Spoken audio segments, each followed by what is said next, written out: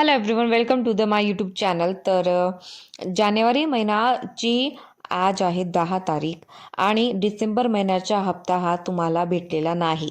फक्त आणि फक्त नोव्हेंबर महिन्याचे 1500 रुपये तुम्हाला जानेवारी महिन्याची 4 तारखेला आलेले होते. तर आता राहिला विषय डिसेंबर आणि जानेवारी महिन्याचा. तर टोटल 3000 रुपये तुमच्या बँक खात्यांमध्ये कधी पोहोचणार आहे त्याची गुड न्यूज तुम्हाला या व्हिडिओच्या एंडपर्यंत तुम्हाला नक्कीच भेटणार आहे. मंत्री गिरीश महाजनांची माहिती. लाडकी बहीण योजनेअंतर्गत महिलांच्या खात्यात पैसे येणार असल्याची माहिती मंत्री गिरीश महाजनांनी दिलेली आहे.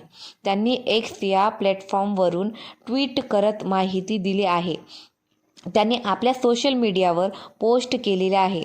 त्यामुळे देवाभाऊकडून लाडक्या बहिणींना मकर संक्रांतीची तुम्हाला भेट देण्यात येणार आहे, असं मंत्री गिरीश महाजनांनी त्यांच्या ट्विटर हँडलवरती ट्विट करून सांगितलेलं आहे की मकर संक्रांतीची मोठी भेट 14 जानेवारी पूर्वी लाडक्या बहिणींच्या बँक खात्यांमध्ये मिळणार आहे. तर तुम्हाला स्पष्टपणे इथं दिसतं आहे की मकर संक्रांतीची सर्वात मोठी गुड न्यूज आणि भेट स्वरूप तुम्हाला डिसेंबर आणि जानेवारी महिन्याचे टोटल 3000 रुपये तुम्हाला तुमच्या बँक खात्यांमध्ये 14 जानेवारीला मिळणार आहे. याची शक्यता नाही, 100% गॅरंटी आहे, असं मंत्री गिरीश महाजनांनी सांगितलेलं आहे त्यांच्या ट्विटमध्ये.